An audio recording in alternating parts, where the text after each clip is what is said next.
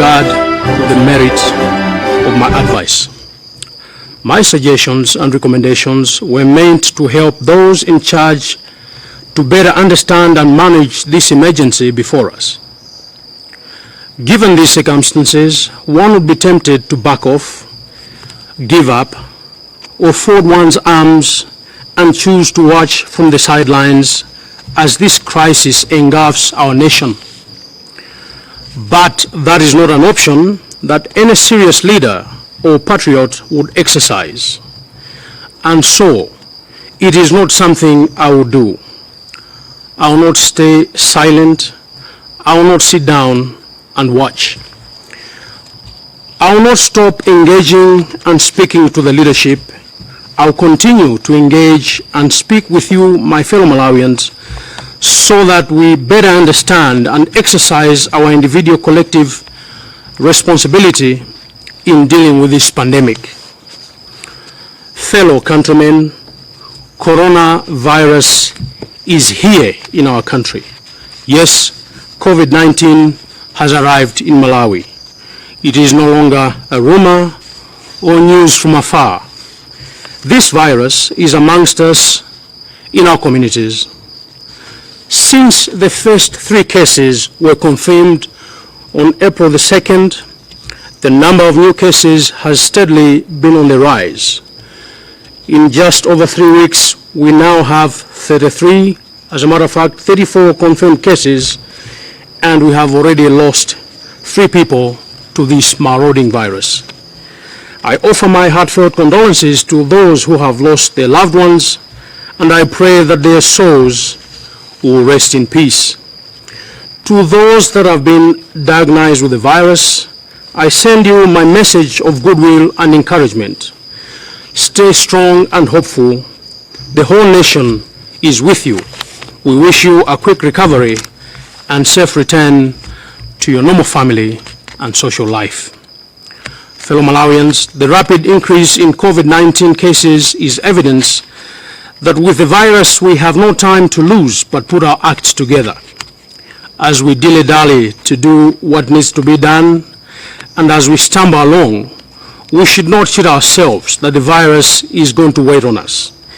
Yes, we have a national response plan and so many other sectoral strategies and measures drawn up. But without vigorous and strategic leadership, all these plans and strategies are nothing but pieces of words on a paper. At this hour, Malawi needs a unifying leadership that is not absent, that does not hesitate or shy away from taking responsibility and motivating vigilance and action from duty bearers and every other citizen. This is war. Our country is at war against COVID-19. COVID-19 will not leave just by giving it silent treatment. Silence or political talk is not a strategy for this kind of serious crisis. In Chichewa, movie Oyanganira, Umaloa Maso. Fellow Malawians, we have seen and heard reports of how COVID-19 has devastated countries around the globe. The so-called developed and rich countries are on their knees despite their advanced and strong health systems. Economies are crumbling, and as they say, ngati mtengo wa uwisi upya chotere kuli bwanji ouma, Luka 23:31. We can't risk overwhelming our already weak health system. We can't risk overwhelming our inadequate and poorly equipped health workers, already overburdened with other diseases amongst us. Even before this disease, our country was already overburdened with high unemployment rates, biting poverty, malnutrition, and many other societal challenges. Fellow Malawians, it is in recognition of the fierce urgency of the present situation that I would like to speak with you on some very specific observations about where we are right now and where we need to go. In doing this, I am building on the suggestions that I offered when I last addressed you, I still stand by those suggestions and believe that if embraced in good faith, as they should have been, they can actually go a long way in helping us all better manage the crisis we now face. So first I'll address the issue of loss of trust. Fellow Malawians, it is very clear to everyone that government faces a serious deficit of public trust. The public reaction to information from the government on COVID-19 proves one key thing. The public does not recognize the current leadership as a credible source of information. Every announcement and statement from the leadership is met with doubt and suspicion. This is sad and regrettable at so many levels. Firstly, it hampers the government's efforts in effectively managing the crisis. Any credible public health response requires buy-in from the very people that it is meant to save. If those people have no trust in the government, they will not cooperate in the interventions that are meant to save their own lives. Secondly, lack of trust in the government messaging on the spread of the virus will lead people to lower their guard and ignore basic instructions for preventing the contraction of the virus. They will ignore instructions of health personnel on hygiene and social distancing. The result will be that they will put themselves, their loved ones, as well as their communities in grave danger.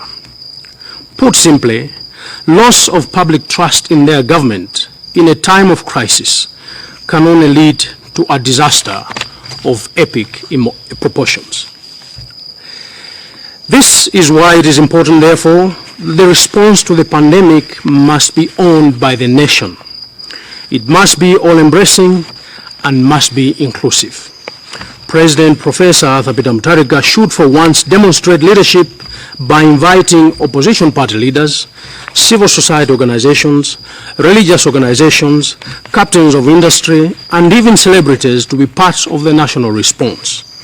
In that way, a clear message will be sent to every Malawian out there that we are in this together and that whatever steps and measures will be taken will be driven for the common good.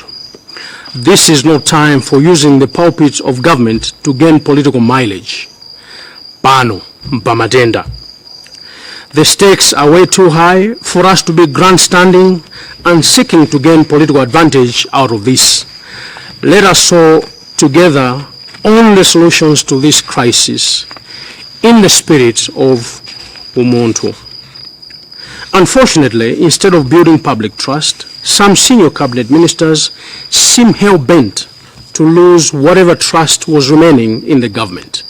Indeed, while others are fighting hard to stop the spread of the virus, some cabinet ministers are holding campaign rallies with hundreds of people where no social distancing is being observed, going against the very recommendations of the Ministry of Health.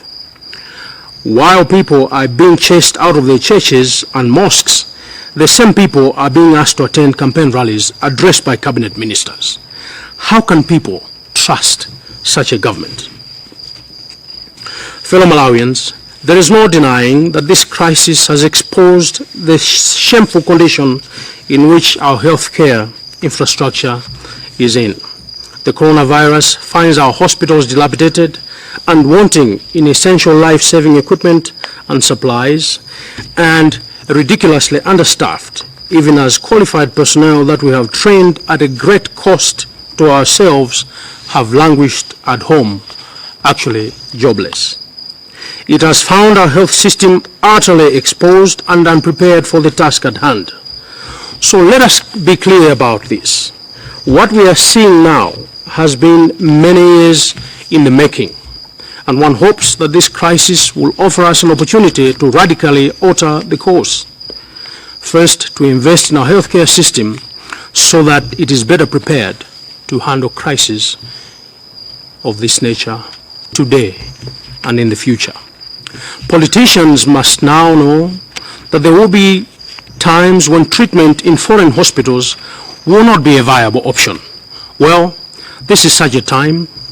We owe it to ourselves And to our compatriots, therefore, that our hospitals must always be well supported so that they are able to meet whatever challenges are thrown at them. Fellow Malawians, in responding to the demands that our healthcare workers had made for revision of their risk allowances, I am glad that these have been revised and revised upwards.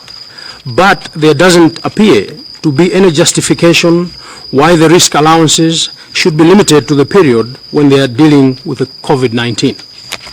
The risks that health workers face are real, and they are faced on a daily basis.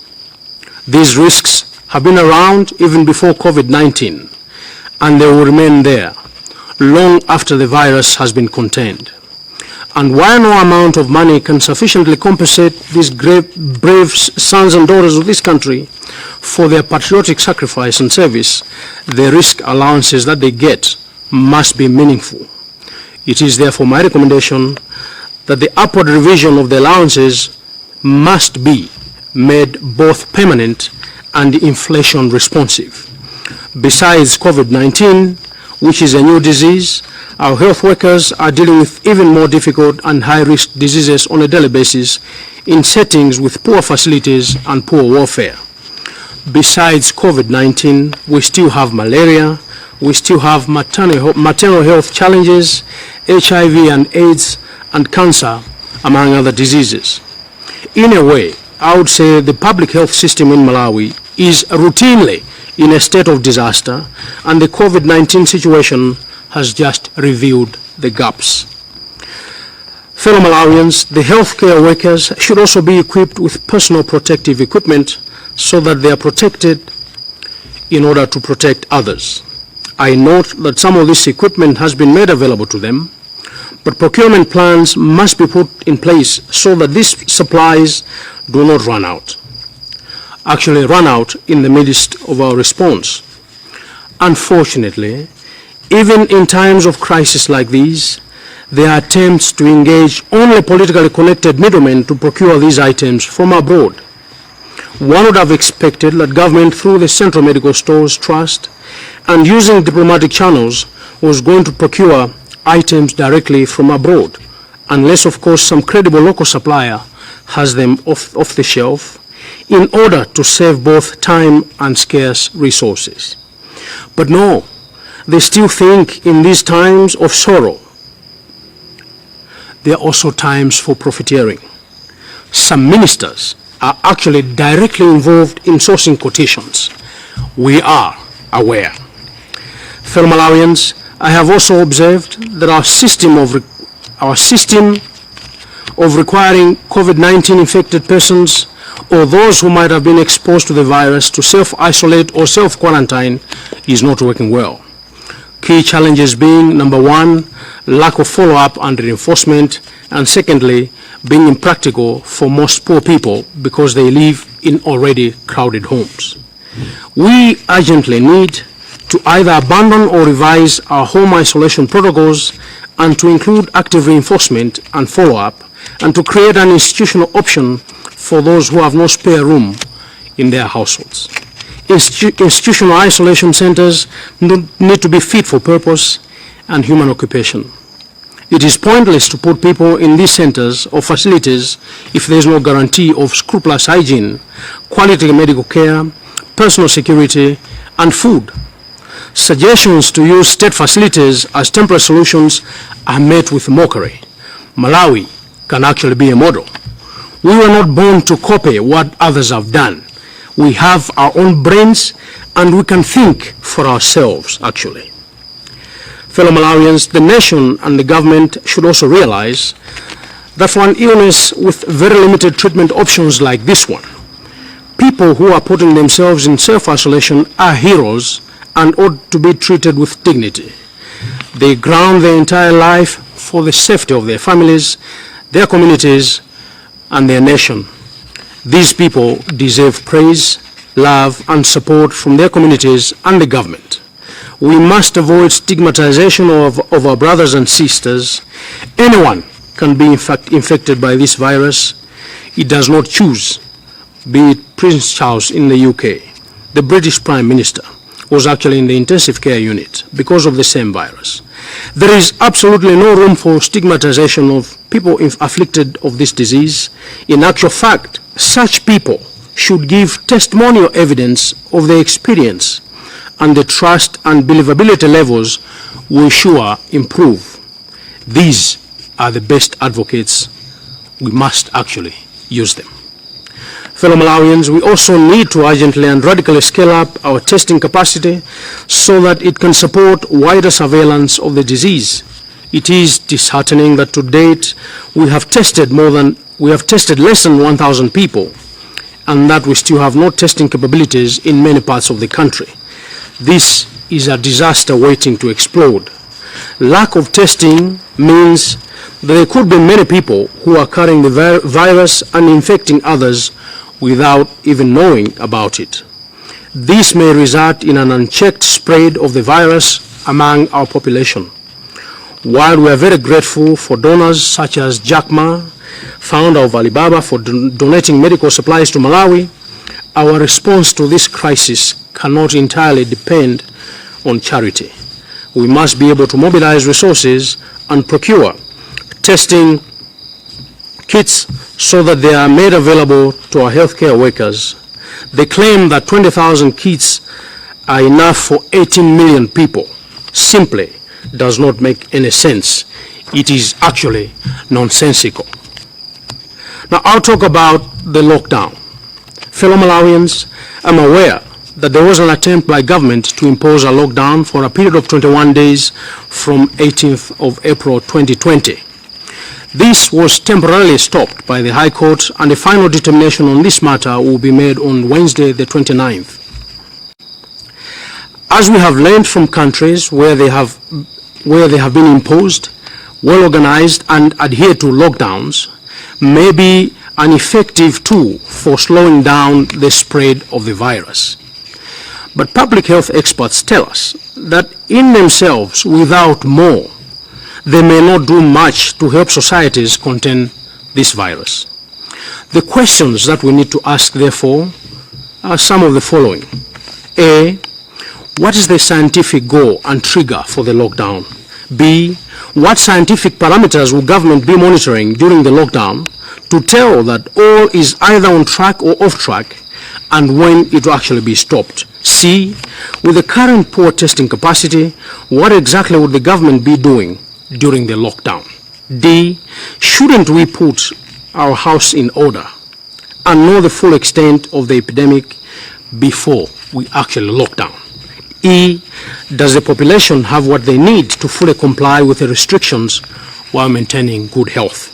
F, how does the public health benefit of the lockdown compare with its potential harms? And G, have we bothered to follow the law when coming up with a lockdown? Fellow Malawians, locking people away in their homes without clear and deliberate public health strategy for steering the lockdown will not do much to help our situation. Further, thought must be also given to our unique circumstances as a country. The majority of our people do not live in luxurious compounds in the suburbs of our cities.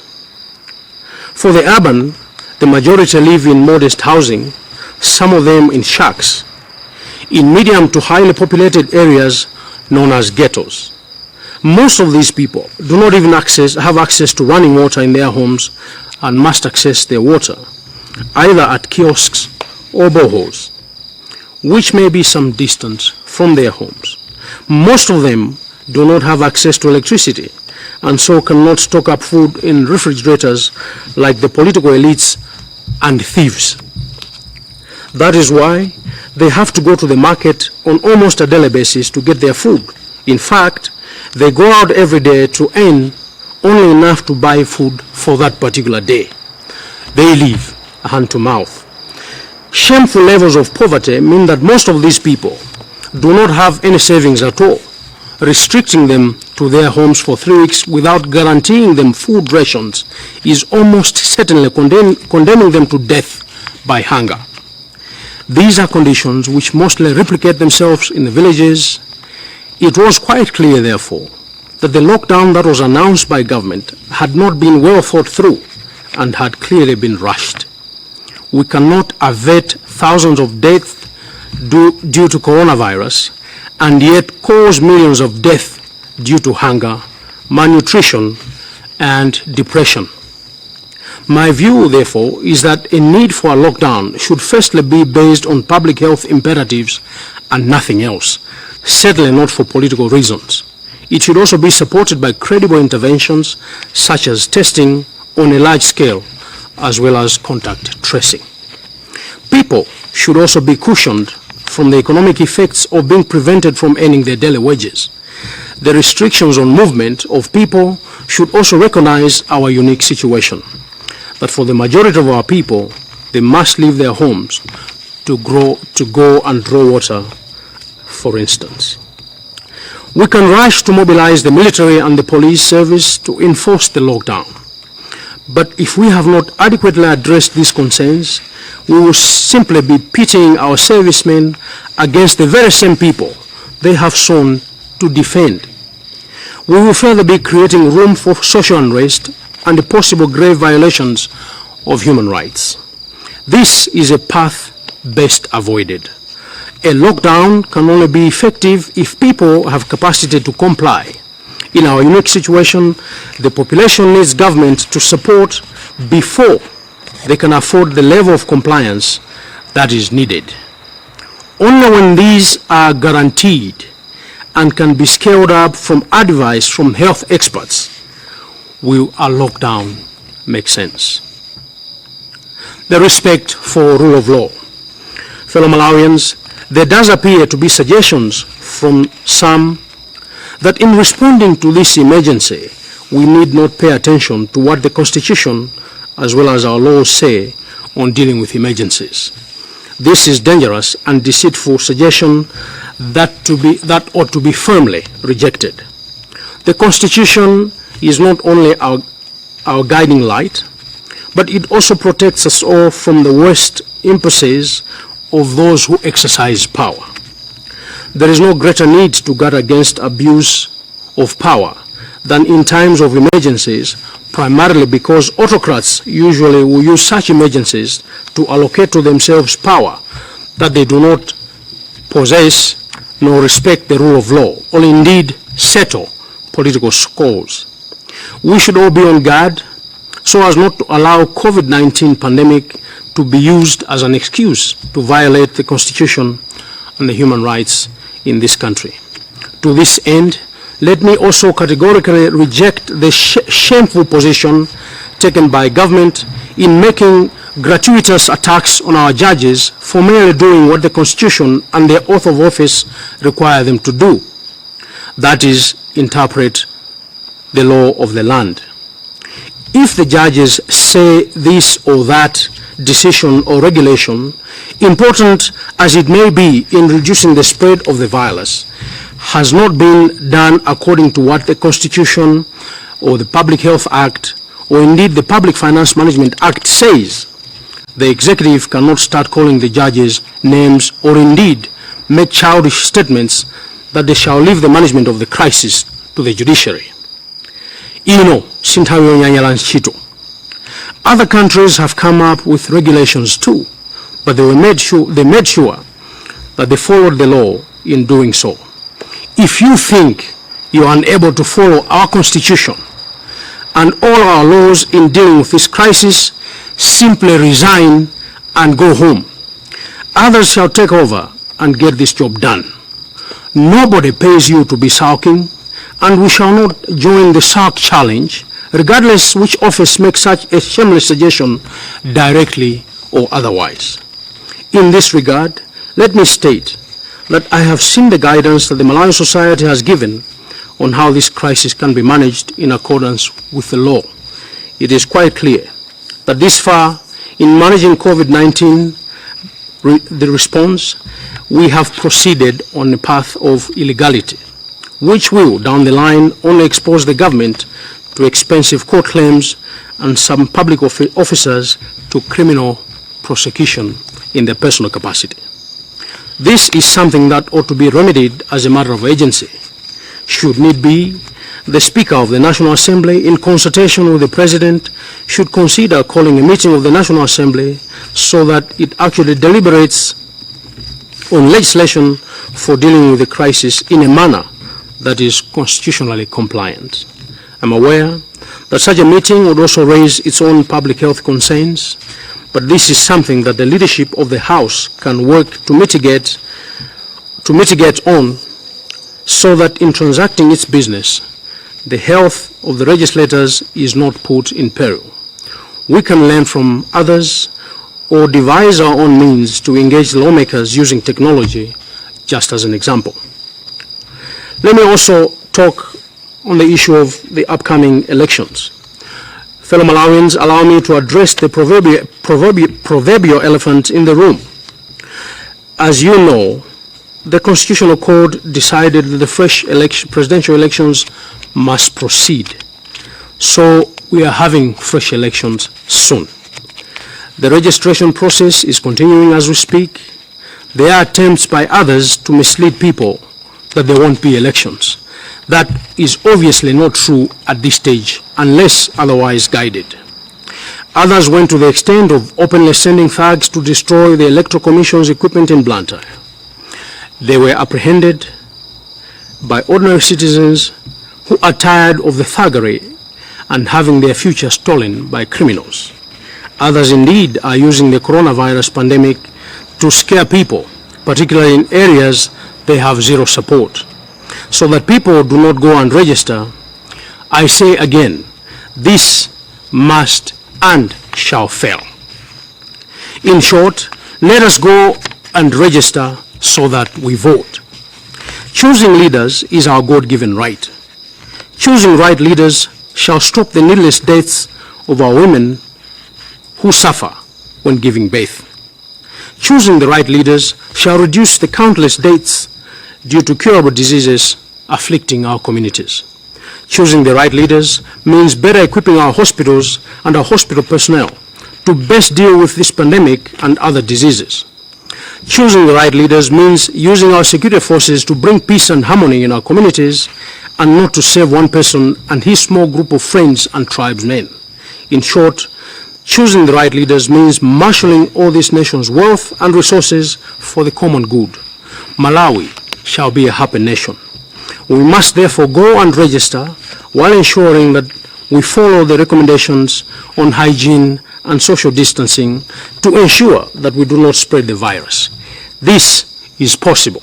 It has been done elsewhere. It can be done in Malawi. As it happens, there are credible stories of registration of underage children and the buying of voter registration cards by certain people. We shall withhold their names for now. I would like to remind these criminals that Malawians have had enough of your shenanigans. Do not test their patience. They are watching you. As a matter of fact, we are watching you. We shall ensure that no one, and I repeat, absolutely no one, steals this election. The country needs to move on. Malawians do not want to be voting every year. They want their lives to return to normalcy. The point is, whether underage registration or buying of votes, let me assure you, you are not going to steal a single vote. Let me also briefly mention that in a normal society, two security institutions should not go to war with each other. There was an unfortunate incident a few days ago where the police and the prison services actually engaged in an exchange. You can call it friendly exchange. But there was use of live bullets or live ammunition. I would like to call upon the authorities to do a thorough investigation and bring to book he who gave the order that the police must actually visit the prison premises. If usage of live ammunition or unauthorized usage of live ammunition is something that we're going to let go on, people in this country are going to die. Let me conclude as follows. I want to urge all of you, my fellow Malawians, not to be deceived. COVID-19 is real and it is here. It is a dangerous disease which in actual fact has no cure. We owe it to ourselves to follow basic instructions so that we keep ourselves, our loved ones, our communities safe. Let us keep washing our hands with soap regularly for a period of no less than 20 seconds or to use alcohol-based hand sanitizers. I do know that at the moment the coverage has been to the extent that people are infected and people die. But to give you a sense and a feeling of hope, 80% of that contacted the disease actually get cured. Let us maintain social distance of not less than 1 meter from the next person, as you can see. For those of us who can stay home and work from there, please do so. If we are coughing and sneezing, let us do so into the inside of our elbows and not into our hands. We can also cover our mouth and nose with a clean tissue or paper towel, which we should immediately and safely dispose of. And when we develop flu-like symptoms, let us stay at home and self-isolate. If we get symptoms like a cough, sore throat, fever, and difficulties in breathing, stay home along with your entire household. If your symptoms worsen, such as getting very breathless or severe chest pain, please call the Ministry of Health reaction teams on the numbers that have been provided so that we can be assisted within our homes. If you are aged over 55, have heart disease, high blood pressure, chronic lung diseases, your risk of getting severe illnesses or not making it is higher than the rest of the population. So please stay home for the duration of the disease spread. Young people, time has come for you to look after your parents and grandparents wherever they are. Stock them up with basic needs so that they do not have to move around for food and soap. Fellow Malawians, let us all do our bit and be responsible during this time. We should avoid spreading fake news, which just serves to cause unnecessary alarm and panic within the members of the general public. Get your information on the pandemic from reliable sources only. Avoid trying remedies and medicines that have not been recommended by the health experts. You will just end up harming yourself and leave your loved ones longing for you. Finally, I want to continue paying tribute to our health workers, the good men and women who are following up on the COVID-19 and conducting contact tracing, the workers who are collecting samples and testing them, the doctors and the nurses who are caring for the sick. You are this nation's finest, the brave of the bravest. We salute you and your immeasurable sacrifice and promise to stand with you during this hour of danger and uncertainty.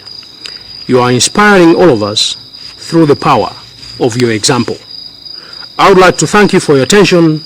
May the good Lord bless and heal our nation. Mwachidule pang'ono muchichewa poyamba mundilole kuti ndipereke mafuno abwino kwa abale athu amene pa mwezi uno wa Ramadan akupanga mapemphero apaderadera kwa inu nonse, mapemphero abwino komanso Allah akudalitseni. Tikufunirani mafuno abwino a mwezi umenewu wa Ramadan, tikuti Ramadan Karim. Amalawi anzanga, sabata zingapo zapitazo ndinalankhulapo zofunika kuchita kuonjezera pa zomwe zikuchitika kale kuti dziko lino likhale lokonzeka pomwe tikulimbana ndi matenda a COVID-19. Koma mwachisoni mawu kapena malangizo anga onse palibe adagwiritsa ntchito pa zifukwa zomwe kwambiri zize zandale. Komatu zomwe ndidanena ndi mafotokoza ndi cholinga choti tithandize Amalawi omwe tikuwatumikira. Ndipo kamba izi wina atha kungonyanyala nkusiya osamalankulanso. Koma ine sinditero iyayi. Sindiyang'ana kumbali nkumaonerera zinthu zikuchitika mwachisawawa.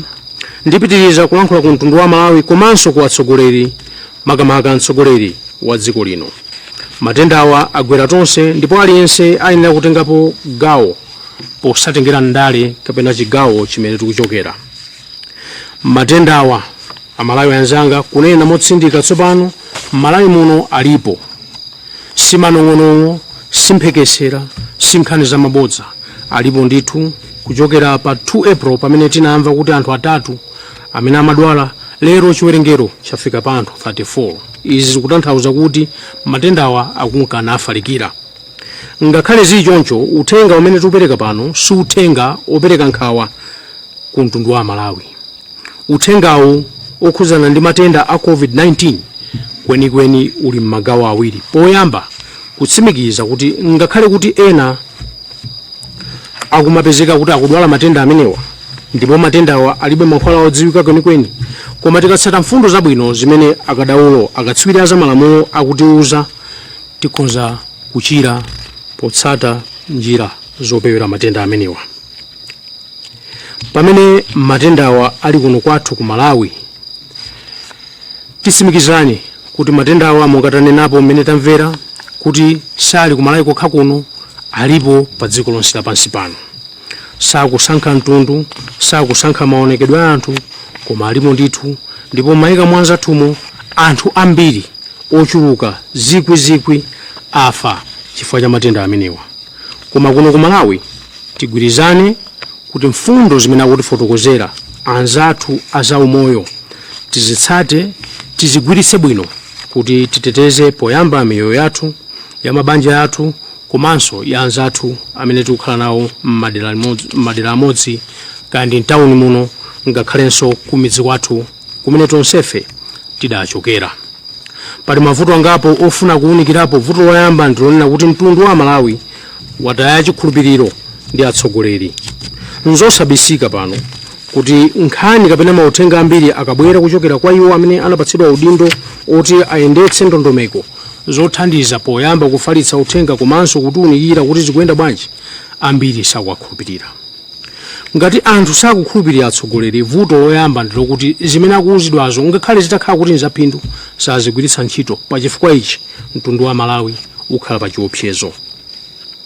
Tiyapemphe mobwereza President a dziko lino Profesa Arthur Peter Mutharika kuti akwana nthawi tsopano tisiye ndale pambali, tisiye zigawo pambali, tisiye mtundu pambali. Itanani atsogoleri onse, andale, amabungwe omwe si aboma, atsogoleri a mipingo, kandi akuluakulu amakadaulo amabizinesi, komanso iwo ena amene ali ndi maluso osiyanasiyana, tikhala pamodzi kuti ndondomeko iyi ikhale kuti enu ake ndi mtundu wa Malawi. Si ndondomeko ya munthu mmodzi, si ndondomeko ya chigawo chimodzi, si ndondomeko ya boma limodzi. Tiyeni tisiye zimenezo kumbuyo uku, kuchokera pansi mtima kuti dziko lino lipewe muliri kumene uli pano, chifukwa ngati titachitepo chibwana anthu akhoza kutayapo miyoyo yawo. Sizobisa kuti COVID-19 ikutionetseratu poyera kuti mwina ntchito zathu za umoyo, zipangizo mzipatala sizokwanira. Tipemphe kuti poyambirira tikamakamba za chipatala, ndi chipatala chomwecho chikhale chabwino, zipangizo zikhale zoyenerera, komanso anthu ogwira ntchito za umoyo kumeneko akhale poyamba ophunzira bwino, kachiwiri namalipidwa bwino kuti akhalenso ndipo okhala pabwino. Tiyamike kuti ngakhale kuti zidatenga kuchitapo zionetsero, ma allowance azinzathu abale athu amene akuti yang'anira, amene amayang'anira matenda mzipatala anakwezedwa, koma sizokwanira kunena kuti tango akweza pa nthawi ino pamene kuli muliri. Ine ndikunena kuti ma allowance amene akwezedwawo akwezedwe mpaka nakalekale, ndipo azikwezedwa potengera mmene zinthu kapena chuma cha dziko lino chikuyendera. Zisakhale zongopaka na mafuta m'milomo koma nyama atadya ndi anthu ena. Tipitirire kunenapo nkhani pang'ono mwachidule zokhuzana ndi kutseka kapena kuletsa anthu kumatuluka manyumba zawo kapena m'midzi, imene pa Chingerezi akunena kuti lockdown. poyambirira tinene choncho kuti popereka mfundo kapena ndondomeko yonena kuti mufuna kutseka dera lina chifukwa choti kwagwa matenda, pamafunika kuunikirapo zinthu zingapo zofunikira. Poyamba kufotokozera nzika za mdziko kuti kodi tikati lockdown ikutanthauza kuti chani, ndipo lockdown yo m'malamulo a dziko lino ilipo, ndipo ngati tikutseka dera zipangizo zimene amazifuna anthu zimasoweka pa moyo wa munthu, kaya ndi masukulu, kaya ndi chakudya, kaya ndi sopo, kaya ndi madzi akumwa. Zimenezo anthu amene amadalira kukatunga madzi, kaya ndi pampope, kaya ndi pachitsime, kaya ndi paboho, madzi amenewo anthu aziyapeza. Kodi anthu amene amapanga mabizinesi ang'onoang'ono, amene amadalira kuti anthu akapita kuntchito nakagwira ntchito mama kuti pobwera kumeneko akapeza ka walkman, anthu amenewo mabizinesi awo akalowa pansi mdera limene tatsekalo tiateteza bwanji? Pokhapo pamene taunikira komanso motsogozedwa ndi akatswiri azaumoyo, pamenepo ndi pamene tikhoza kunena kuti dera ili tikufuna kutseka. Komanso mongopita patsogolo pang'ono, ngati matenda apezeka kuno ku Lilongwe ndipo palibe umboni onena kuti kuchitipa kaya ndi kunsanje kaya ndi kumulanje matenda amenewo palibe chifukwa chokatseka kumulanje. Tiye tiyang'ane ku Lilongwe kuno kuti anthu asalowe ndi kutuluka mu Lilongwe mpaka na matenda amenewo kuno titaona kuti tathana nawo. Tisalange anthu ena oti sanalakwe chifukwa cha umbuli wa anthu amene akutsogolera ntchito imene yofunikira kwambiri, komanso chifukwa cha chibwana chawo. Pamene tikukamba nkhani yomwe ya lockdown, ndinenepo pano kuti ngakhale pamene inalengezedwa inde kubwalo anayamba ayimitsa kuti amvetse bwino, aunikiridwe bwino kuti kodi kutseka kumene kufuna kuchitika kuno nkotsata malamulo ndipo zikomera anthu. Ndipo tikuyembekeza kuti sabata imene yayambika leroyi pachitatu pa 29 chigamulocho akhoti atiuza kuti tilowe nayo kuti nkhani iyi. Koma zomvetsa chisoni ndizonena kuti pamene abwalo akugwira ntchito yawo imene malamulo a dziko lino imapatsa, komanso malumbiro awo amanena, anthu ena akuluakulu achipani cholamula amene ali mboma akhalanso ali patsogolo kwa anyogodola akuluakulu ogwira ntchito za malamulo amenewa. Timati tipemphe kuti malamulo amayenera kuti azikomera mtundu, osati munthu akupatseni chigamulo lero ndiye muone ngati chakukomerani koma wapereka chigamulo chotsata malamulo. Mawa akabweranso ndi chigamulo chotsata malamulo omwewo koma sichinakukomereni, munthu ameneyo asasanduke galu. Anthufe tizikhala ndi umunthu. Chibwana chomanena kuti iyi nkhani tikusira akhoti, tikusira abwalo la milandu, ndi chibwana chimene pano ndimafa ndikuwuzeni kuti ngati ntchito yotsata malamulo dziko muno simungakwanitse, siyani tipeze ena oti azigwira ntchito. Alipo anthu ambiri amene akhoza kuyigwira ntchito bwino iyi ya COVID-19 kuti apulumutse miyoyo ya anthu. Inu achibwananu siyani ntchito muzipita makwano. Tipeze Malawi oti ali serious ndi kugwira ntchito yopulumutsa miyoyo ya anzawo. Mungopitirira pang'ono mwachidule tikambepo nkhani ziwiri. Poyambirira nkhani ya zisankho. Ndizoona kuti bwalo lidalamula pa 3 February paja kuti zisankho kumalawi kuno za president zichitikenso, ndipo tikuona kuti ndondomeko zayambika.